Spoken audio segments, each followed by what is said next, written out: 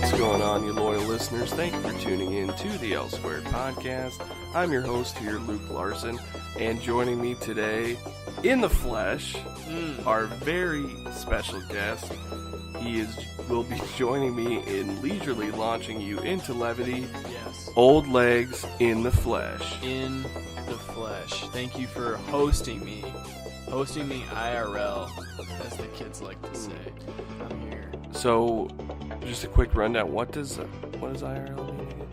IRL. If you don't know what IRL means, then just quit the podcast. Okay? We don't want you to listen. Yeah. No. Yeah. It means in real L squared. L squared. In the real L squared universe. Cinematic universe. Cinematic universe. Yep. Right. So this is like a crossover. This is when like Black Panther sees Ant-Man and they're like, whoa. And then the audience is like, oh my god. Is that Anthony Mackie? He's in this too? This was like a terrible start. Well, hold on. I think there was a laugh track. There we go. See, they love it. Yeah, they love it. Sorry, I wasn't. I don't know. Is Anthony Mackie still in the Avengers? Are we? Yeah. God, we're please not. don't tell me we're talking about the Avengers because I haven't seen. You're not qualified. All right, good. I am qualified to talk about them. Doesn't mean I've seen them, but I will talk about the movies. That's just a formality. You don't need to see them. Yes. I'm sure you could probably guess what has happened in the last few. Yes. I'm sure. What is his name? Thanos. Thanos. He's got great pull. He's got right. He's got the Power Glove, the Nintendo Power Glove, and he's trying to take over the Pornhub servers. Yeah. I think he's trying to delete half the porn from the universe, right? And he has to be stopped. Yeah, he has to be stopped because there's can't let that happen. Right. We can't afford to lose half of the universe's porn. Like, what will we do? So many men and women have fought and died for that porn. Yes. Yeah. I think I got it there. Right. I mean, it's close enough. Yeah, that'll work.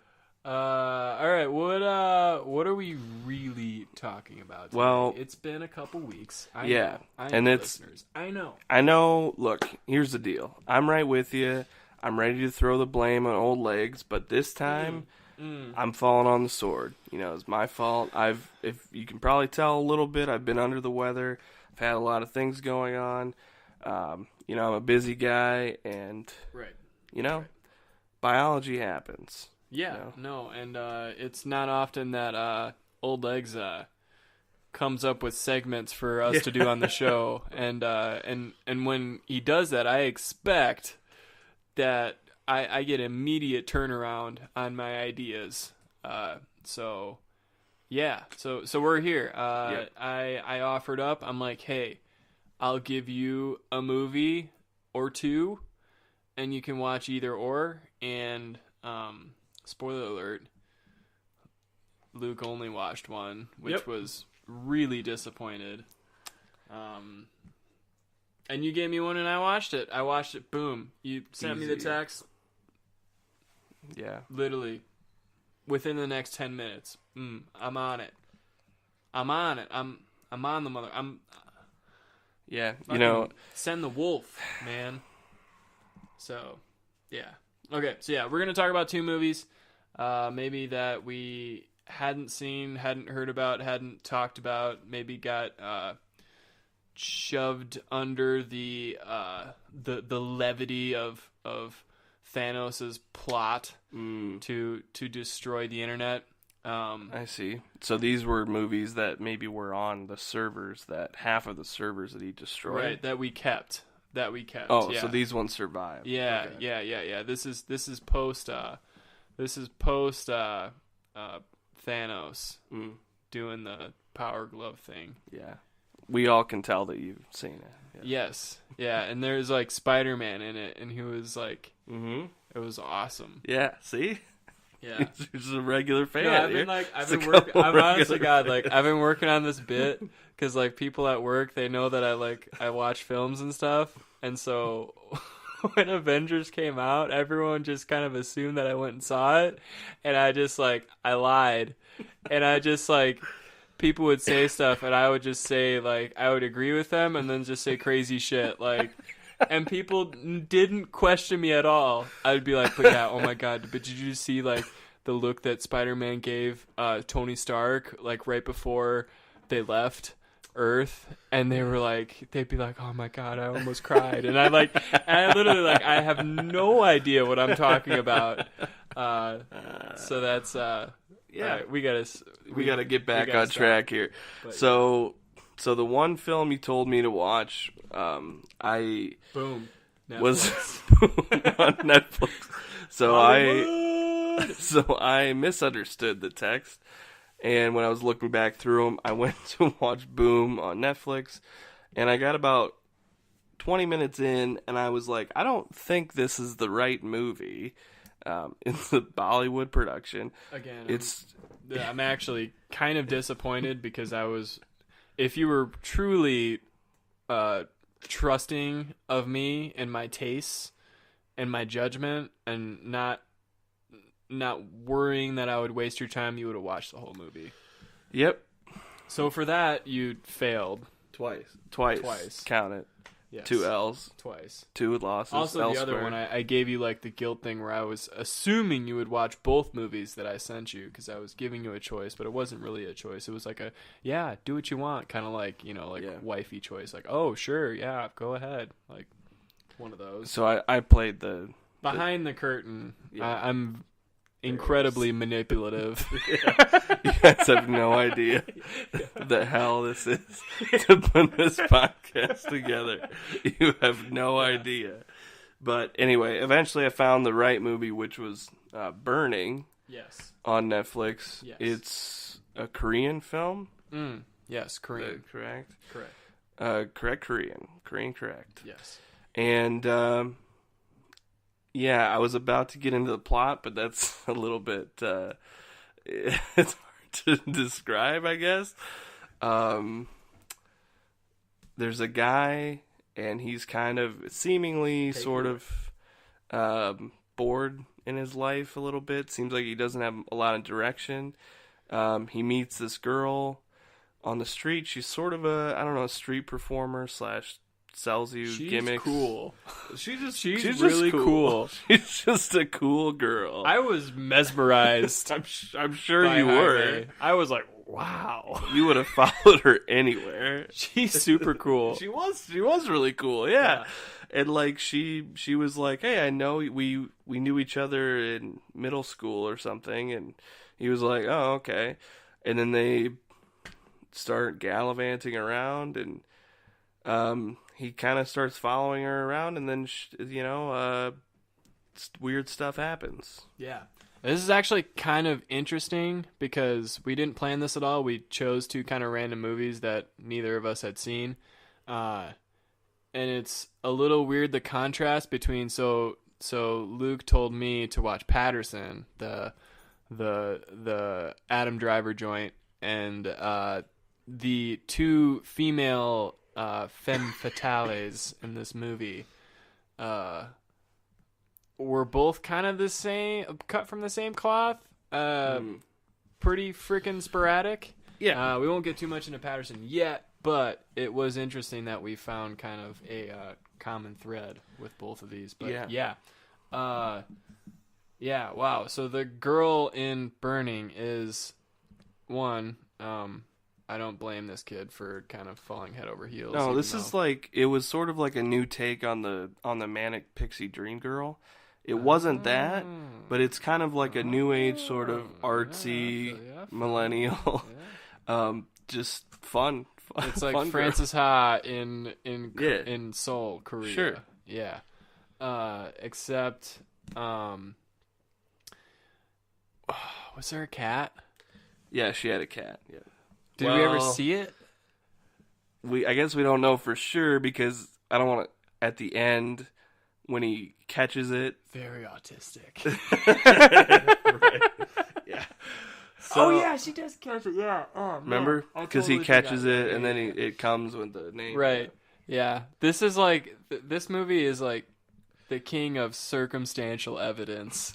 Yeah, for because sure. you could totally watch this the way like Barney Stinson watches like The Karate Kid and just be like totally rooting for like complete different parties here. Although I will say the third party in this, the third wheel, played by Stephen Yeun, which so again, pulling back the curtain, this was probably a screen debut for Luke because one, he doesn't watch TV. I don't even know if he knows what television is. So he's never seen Stephen Yeun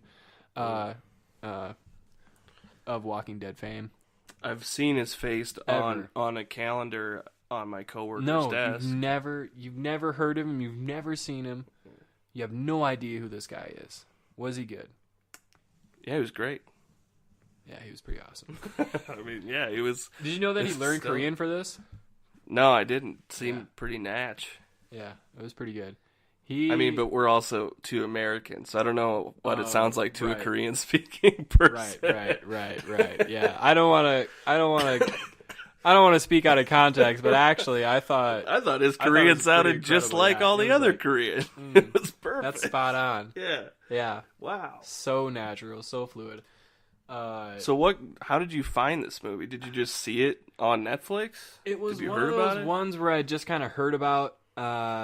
I saw a few interviews with Stephen Yeun and just kind of he went to Korea, he learned the language to film this, and then I just heard some buzz here and there. It's a really artsy take on kind of a wild mystery. I mean, it's a slow burn for sure. Burn.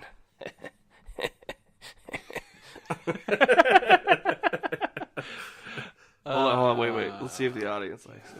Yeah, they liked it. I liked it. It was enough. It was the perfect blend of weird artsy stuff, which you're a fan of. Dancing in the dance scene is kind of like one of the best scenes I've seen really all year. Yeah. It's great. It's like mesmerizing and hypnotic and like almost spiritual, and it's just like okay, good. I and it's weird because I don't. It could just like go over the top and just be like super erotic and feel out of place, but it doesn't really. I guess it feels more like spontaneous and in the moment more than erotic or expletive. And then with that being just kind of the end of that character's arc, it is super haunting when you look back at it. Yeah. So without giving, it's almost like she was bearing her soul for the last time. And then... Yeah. And then it's so fitting that like 10 minutes later, it's like, hey. You know what I like to do? Fucking burn down greenhouses, man. Yeah, like I didn't know if we should spoil that, but that was the weirdest part. That was when it took a turn. I was like, what the fuck did he just say? Yeah. Did they like translate that wrong? Subtitles? Whatever. This movie, like, first of all, I loved it. It's good. No qualms here. And I've been waiting to tell you that until we did this episode. Man, I had no feel on if you liked it or not. But I loved it, and it felt like, let's ring the bell. I mean, I might sound a little pretentious here, so just be aware of that. If you're a listener to the show, you know that we can sound pretentious from time to time. From time to time, mostly you, but my opinions are mostly are me. Pretty grounded and respected. Sure, by industry professionals, large portion of the film community. So okay, shut the fuck up. So, I this movie felt like, to me, and I don't mean to denigrate it, it kind of like, it felt like I could feel like the creativity in it and the originality of it, and it felt a little bit to me like the person who wrote this movie and maybe directed it, I'm not sure. I didn't look into it. The only reason is because I looked at it once and then I was like, I'm not going to be able to pronounce these names, and then I didn't look again because I'm an ignorant American. Out of respect. Yes. So the writing to me felt a little bit like meandering in a good way. Like, it felt like he sat down, okay, I'm going to write this person, man or woman, I'm not sure. Sat down and said, I want to write a movie about this guy, and he's not sure where he's going with his life. He's not really sure what's going on. All right, what am I going to have him do? He meets a quirky girl, right? We've heard that before. Meets this quirky girl. They start, like, doing some stuff. Okay, cool. Like, is this, his new meaning? Whatever. And then, to me, it just felt like they were like, oh, well, the rest of this movie could be just us following this quirky girl around. And then they were like, that's kind of boring. Like, we've seen that before. Hey, let's put a little twist on this. Like, what if she starts talking to a different guy? Okay, well, then all of a sudden we have this love triangle. And it's more complex emotions. And then he feels a little bit left behind, but he's not sure if that's a justifiable feeling because they had just met. And then she's kind of hanging around this other guy. And he's not sure what to think. This guy seems like a cool guy. Maybe he just resents him because he liked this girl too. And, it's not his fault that this girl met him, whatever.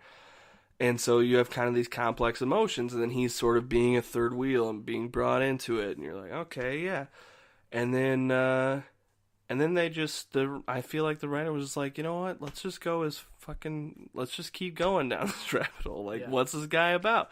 What does he want to do? Like, this is some crazy shit. And then, like, go from there. So, like, when I was in 8th grade, We're going back. The stock market was in shambles. It was 2008. Right. No Child Left Behind. No Child Left Behind. The golden years, some would say. Right. No. Yes. But I sat down and I decided I wanted to write a short story. He started with a simple, should we have invaded Iraq? Yes or no. Just a counterpoint. A simple essay. Qualm. This has really been eating away 14-year-old Luke. He's really trying to solve the world's problems. Into it here. Yeah. So I had a lot of big ideas. Right. So I just sat down and I was like, I just want to write a short story. And like, that's kind of how it started for me. I was like, well, there's this kid, there's this guy, and he's just living his life, going day to day. And that's just how it started. And then, hey, he meets a girl. That's what happened in my, okay. And then, okay, sure. And then all of a sudden, well, this is kind of, what else do I do? All right, well, now this happens, And like that natural progression of, and I'm not saying that this is where the pretensity comes in. I'm not saying that my short story written in 8th grade is any way on this comparable to this film. You're saying it is what the film was, and that you should be. I should be compensated. Yeah. Fairly like, when for this. When are we I was like, I'm watching my work on screen here. Yeah, and you're like, wait, what? No, what? I wrote this. What? This was mine. I had it all down. I said speaks Korean. You're sitting there like Stephen Yoon character. Like Stephen Yoon burns greenhouses. Cat, is gone. She goes to Africa.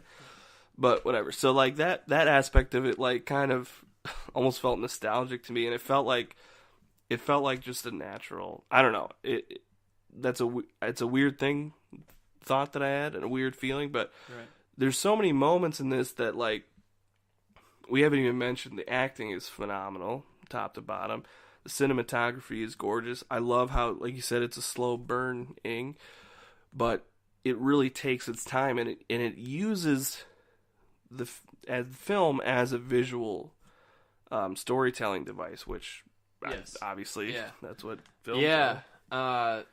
The storytelling is really, is really top notch here. I feel like the mark of really, really good storytelling, like good from great, is when, so like a film like this could easily, without a couple key points, start to feel like it's dragging on. Like in particular, you start to feel like you're meandering with these two for a little bit too long. Then she goes away. You're like, okay, what's going on? And then you get just the drop of she shows up at the airport with another guy, and you're suddenly like, oh, because like everyone's been there, and you're like, God dang it! Yep. And now like all of a sudden, now you're like, who's this motherfucker? Like, and so you're instantly you're like, who's this guy?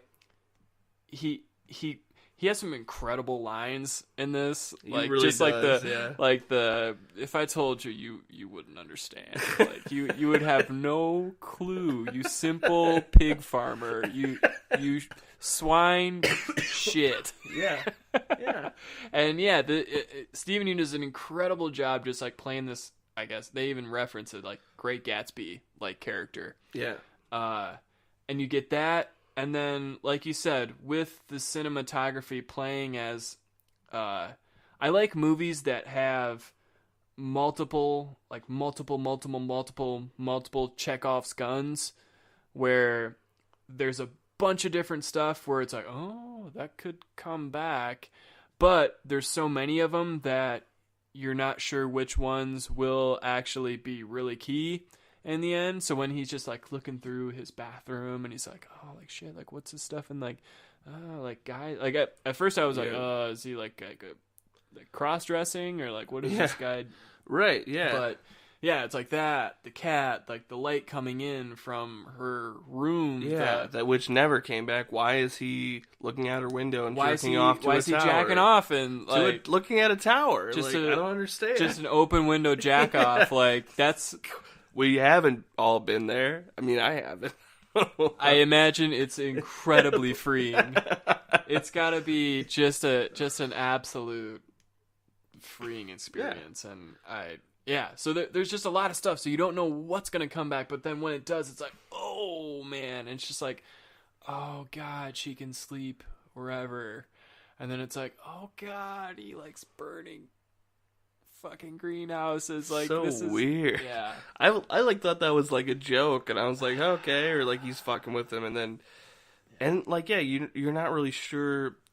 I still don't know what that guy's deal is, but I think another aspect of it too that helps you get invested is it's the classic reluctant hero as well. Right. Because when we were first introduced to him, he's just like a schleb. He's just a nothing. He doesn't give a shit about anything. He's just like, meh, okay, hey. She's like, oh yeah, hey, you want to hang out? And he's like, meh, whatever. I'm just a fucking idiot. Excuse me. And so they start hanging out, and he starts kind of latching on to her personality because he's not sure who he is. He doesn't have a fully developed personality at this point. You know, so he's like, well, this person has energy, this person has life, this person has things going on, I want to be around that. And then that's taken away, like you said, when she comes back. And, like, well, when she leaves, then he's like, he's just going to her apartment, taking care of her cat, kind of living vicariously through her. Right. And then when she comes back with that other dude, then it's like, oh, fuck. Yeah. And then you're like, ugh. Because there's not, I mean, it's crazy. I think, like, I didn't, like, pay attention to, like, the time markers in this movie, but, like, 30 minutes, an hour 15, there's not really a set point where the plot goes, because for a lot of the movie, I thought, like, did his dad, like, murder somebody? Like, right. I kind of thought, like, I was like, I didn't really understand what his crime was, and I'm like, is that, like, gonna be part of it? Yeah. Is this, like, feeding the cat thing? Is that gonna be, like a... Is that what the movie's about? And the pantomiming stuff? Yeah. That has something to do with something. That was like, what kind of sorcery is this? Oh, I forgot about that scene. Yeah. Because, like, yeah, no, I was too. And then, like, I hadn't seen something like that. When he didn't see her cat in the apartment when she was gone, and you're like, wait a minute, was she just... Is this a thing? And then, like, you have to forget that it's not there, or whatever she said. And then it's like, Man, just saying that now gave me the chills, because now I'm forgot thinking the about... pantomiming. I wish I like, had my notes and I had some crazy stuff written down, and that was one of them where, yeah. So because we'll have now, to do without the notes. Yeah, at some point. But then, like, I'm just thinking now, like, it's sort of spoiler, but just full circle, the pantomiming quote is kind of haunting now. Yeah. You can't pretend like there's a peach in your hand. You have to forget that there's not one there. I don't know how she did that. It looks so real. But then was that dude just pantomiming her the whole time? Was she actually a real person? Did he do it? He definitely did it. Did he kill her? Oh yeah, no, for sure. Yeah. There's something going on there. Yeah. Oh, and then the dad, like when he finds his dad's knife collection, and you're Again, like, oh, okay, yeah. things Did his dad murder someone? And then just randomly at the end it comes back, sort of. Yeah. And you're like, oh, okay. Yeah. But So yeah, it's a trip. Yeah, it's a good movie. There's apparently a lot of greenhouses in South Korea. So many abandoned greenhouses. That's Yeah. why it was like so random when he said that. I was like, what the fuck are you talking honestly, about? And then you look around and you're like, well, there's a lot of them, I guess. Honestly, after seeing one light up, I was like, man, it looked pretty well. really cool, actually. I was like, yeah. you know what? I see got a point what here. this guy's talking cool. about. Yeah. It's kind of cool. You know what? This guy's cool again. You know, if you're that rich, you could maybe just make a greenhouse yourself and then burn it down. and burn your own greenhouse. Yeah. But, you know, that takes all the fun out of it. Yeah. So, yeah. No, that was Bernie. Check it out. It's so different from any other movie you've seen. And like this is another one that kind of falls into our genre of not really having like a set in stone plot. Right. It's just people just kind of going through shit. Right. Yeah. It's like Escape from New York, but without Kurt Russell, and it doesn't take place in New York, and it's not in a post-apocalyptic universe. So, and I don't think there's any eye patches either. No. But it's kind of like that. Yeah. So it's in that genre. But it's not really like. It's not like hokey like that or like tongue in cheek as much. No. It's much more serious. Yeah, and there's not as much action. No. Either. No. It's. But other than that, it's pretty similar. Yeah. It's similar. I could see where you're going with that. Sure. So then So kind of the point of this exercise, Old Leg said we wanted to recommend a movie to each other that maybe it kind of got lost in the shuffle, but one that neither the opposite hadn't seen. So I was like, have you seen Paterson? And you said you hadn't, so I said, not seen Paterson. Boom, what'd you think? Paterson. So, I thought it was a good movie, but I have some reservations here. I have some qualms. Okay. Because I thought it was a good movie because I like Adam Driver. And I'm kind of season pass. Interesting. Pre Star Wars Adam Driver. I've been in since like season 1 of Girls. So fuck all y'all. Yeah, I can attest to that. I was there. And here's my reservation. I don't think I get poetry. And I think a lot of my movies stem because I've had a couple days to or a week or so, because obviously Luke dropping the ball, to sit with this. And I think of all of the art mediums, I understand poetry the least. And therefore, I appreciate it like I would somebody who's been given like a 400-year-old bottle of wine and would rather just have a BL instead. I kind of think like all poetry's kind of bad-ish. Wow, that's a hot take right there, boy. No, I know. I can't appreciate it. Like, I'm not saying that I can appreciate other art forms. Like, if Adam Driver's character... So, let's set it up here. Before we get, really deep into it. Okay. Adam Driver, his character, he's... Bus driver. From New Jersey. Paterson. Yep. And his last name is Paterson. And his first name is Paterson. He's Paterson from Paterson, New Jersey. Yes. And he lives a set routine. He's like the fucking Truman Show with his little patterns. He gets up in the morning with his little Patersons. He gets up in the morning. He checks his watch. He's like, "Oh, don't even need an alarm. I just wake up on time."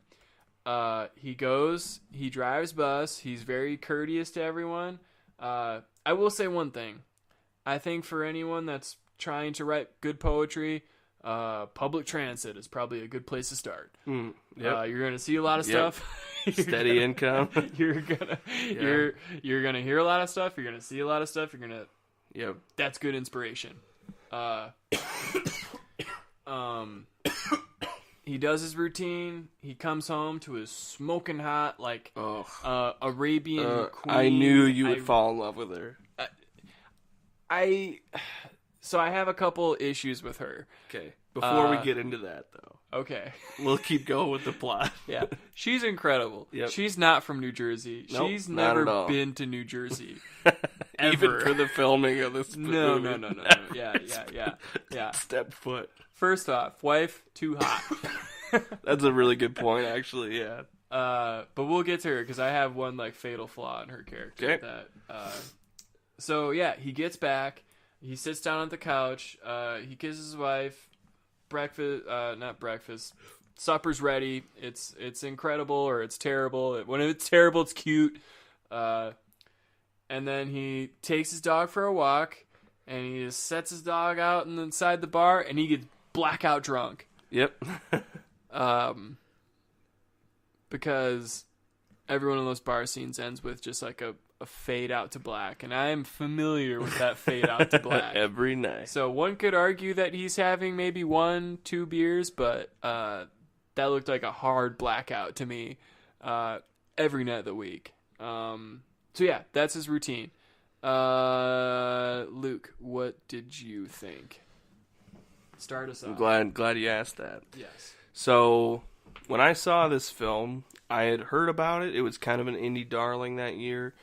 It was one that I saw later, but I'd always heard about it. I couldn't stream. 2 years old? Yeah, well, I think it was 2016, so it might be 3 years old. Okay. So it was one that I couldn't find on streaming services, so I actually ended up buying the Blu-ray. Which I don't really recommend. It's kind of a bad habit, but I do it sometimes. Anyway, but I don't have it with me, actually. Just lent it to a friend of mine. Anyway, that has nothing to do with this. So I had heard that this was kind of the indie darling that it was getting good reviews, people liked it, whatever. So I got it, and I was expecting to love it. And the thing is, I don't know how I feel about it, and I think that I was ready to love it, and I liked it a lot, but then here's one thing, walking away from it, my anxiety went through the roof watching this movie, and I think it was because of that routine. I just couldn't deal with it. It was I was like, okay, I can't deal with this. I'd probably be okay now, but just at the time, it was like, wow, is that all that life is? Like, you just keep doing the same thing over and over and over, and I just, that really set me off, and I couldn't just sit there and, enjoy it.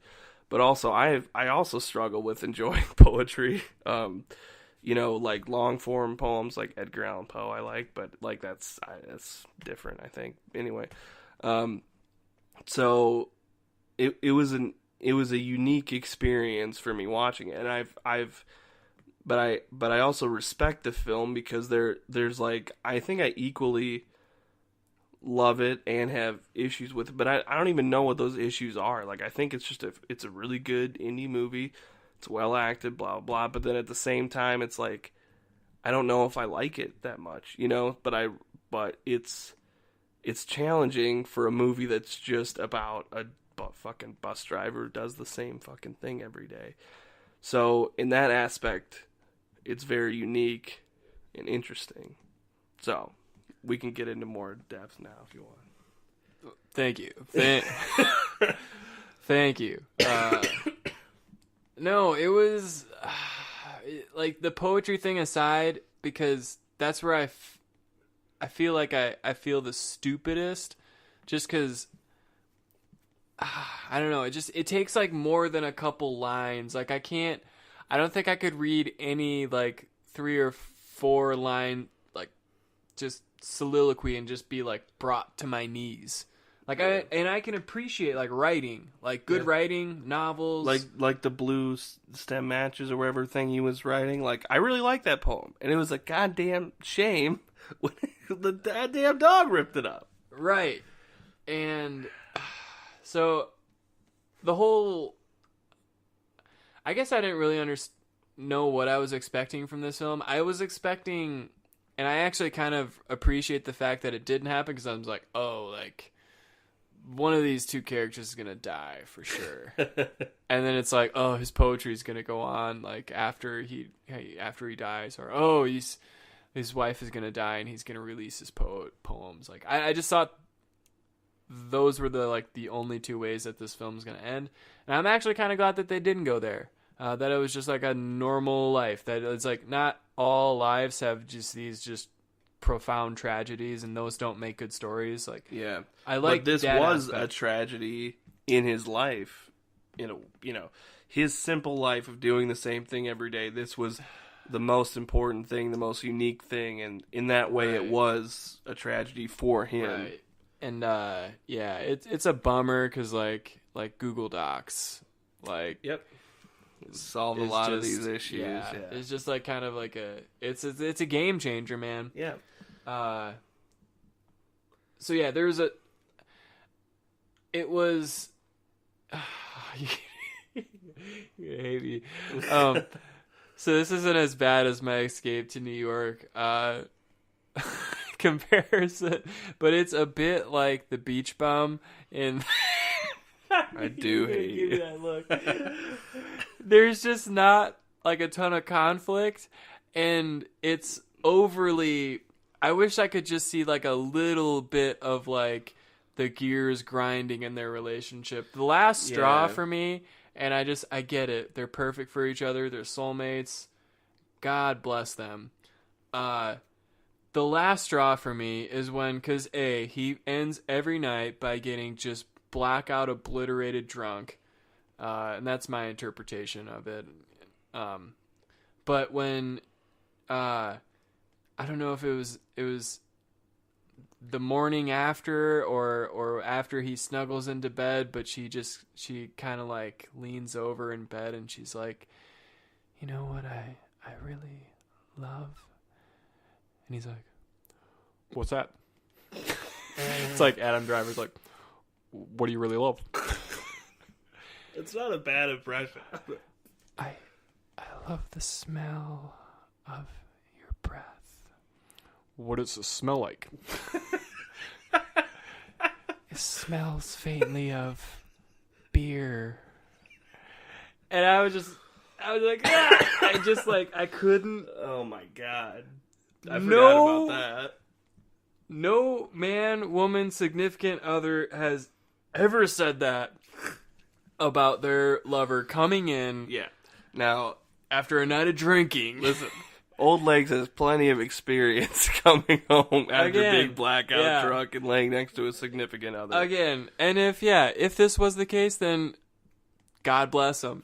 Yeah. Because this feels like that's where it started to feel like fantasy to me. Yeah. I'm like, okay, this shit, like, it's not real. Yeah. And none of this shit's real. How much beer you have to drink to even like faintly smell like beer, to overcome your own smell, to overcome the breeze coming in the window, the smell of linens, for you to even faintly smell like beer? That's at least like 11 to 14 BLs. Yeah. And you gotta be fucking spilling all over your shit, and like Yeah, just like a. What does it smell like? What does it smell like? This is like 3 a.m. Babe, I love it when you don't whisper in my ear and you just say your like normal voice. Oh, like this? Yes, I'll go to the post office and deliver my poems. That was like another thing that like I haven't seen this for a couple of years now, but one thing that was my biggest qualm with the film, by the way, was that I it's just like everything else fell apart after that. Yeah, like one of the things like with her was like her painting the house different every day was like cute, and I like that. But I was like, this guy is a fucking like impenetrable shell. Like, express your art, man. Like, I get like he's got it all down on paper and he's a private person, but it's like, look at her. Like, she's so open and outward, and she's like painting the walls a different style every day and like doing all this shit. And I get like that's why they're like good together, but it's like, dude, give something, man. Like, you have it all inside, and then guess what happens when you fucking just keep it all inside and don't share with anybody? The goddamn dog rips it up, and then it's gone forever. Like, it's just like, I realize I'm very passionate about it right now, but I'm just like, the whole time I just want him to show something, like you love this woman, and like, yeah, instead of just saying, what's that? Like, just fucking, I mean, like, I know that's his personality and it's who he is, but it got under my skin. Like, you have all these beautiful words and these poems, like share it, man. Like, express it. Don't just do the same fucking thing every day. God. So, yeah, no, I'm with you there. I'm with you. So, like, but that's also why it's like this movie stands out. Because, like, for, like, this movie could have easily just phoned it in and just had a bunch of lens flare and just been about a bus driver, and it would have been just your normal classic indie darling, and we would have forgotten about it because it was just like every other one. But this one, like, did some interesting stuff and took some chances, and they didn't all pay off, but I can appreciate the film more for doing that. It's definitely more memorable, I think. So, a couple questions. Okay. A couple... I didn't realize I opened a can of worms there. Oh, well, Here we go. Would this film have been better if his best friend was Ben Affleck? No question. No, that was my question. I mean, sorry. Let me rephrase. To me, yes. That's it? Yep. Okay. Who's the better bus driver? Sandra Keanu Bullock from Reeves. Speed Oh, shit. or Paterson from Paterson? Well, she was better under high pressure situations. Who would you take? Like, you got the first pick in the bus driver draft. Who are you taking? I think Patterson's a system player, but Sandra is somebody who's going to take you over the top, and she's a gunslinger, but she brings it home, you know? Hell yeah. Hell yeah. So, there you have it. Pretty easy. Thank you. Thank you. Good night. Thank you. Yeah, that's, I mean, So it's kind of weird how, like, both our picks, without any kind of prep work or talking about it before, just say, hey, watch this movie. I don't think you've seen it. Hey, watch this one. I don't think you've seen it. And how they're kind of similar in ways that, like, they're art housey. Which isn't that big of a surprise coming from us. But they're... Disclaimer, mine had more nudity. Correct. And I didn't plan that, but it's on brand. Yep. And I'm okay with it. You know, I was fine with it. But they're art out. They're challenging, and they've got a quirky girl, and almost an emotionally unavailable lead. But yeah, so it goes. That's our movie roundup. I think we got a little John Wick action coming up next. Pew, pew, pew. We're starting to get into it here. We're finally starting. We kick off the summer. I think we can officially call it summer with John Wick. Yep. Then we get Gojira, and then right after that, we get Midsummer, which is Midsommar, which is in Midsommar. You know, here's the deal. That when we saw that full trailer today, I was like, I didn't want to see it. I didn't want to watch a trailer for it, you know, full length, but I had to. And I will counter with, do you remember what you thought Hereditary was about after seeing the trailer? Yep, and I was wrong.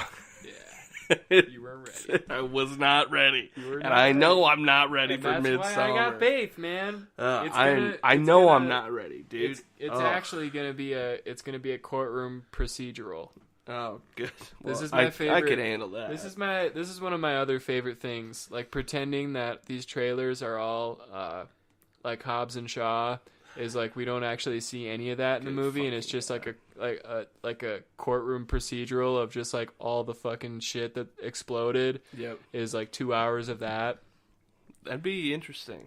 That's like my take on Hollywood. And God, if I ever got just like a fucking seat in the room, I'd just be like, let's just stick it to these motherfuckers, and let's give them this crazy trailer, and then just make them sit through it.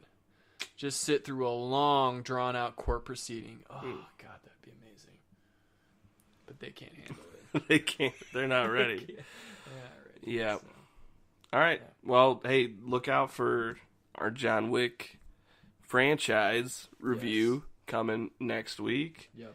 But until then, you can check me out on Twitter at LukeLarson89, this podcast at L2 Podcast on Facebook, at L Squared Podcast on Twitter. You can find us on SoundCloud, on YouTube. Donate to our Patreon. Like we said, we're trying to get enough funds so we can reenact Face Off and The Rock nude. But yes. Correct. On my couch. But the problem is we're going to need Nick Cage to be here live in person as is to see us perform it. Correct. All great things. I think next week we'll be talking about Serenity. We've been kind of couching it. Yeah. So, yeah, just make sure you find us on all the social media. Oh, our Instagram. We have an Instagram now. Right. So we're going to have to, we'll have to post that up. Speaking of one of favorites. Yeah. Serenity. No. Well, let's first, let's just Instagram at L Squared Pod. And then, you know, we'll get to some other, but for right now, we're just Serenity. Yeah, we're gonna just Beach Bum. We really want to get the Instagram following up. Trilogy. So we want to be eventually to what we could call like an influencer. So you guys, we want you to be part of it.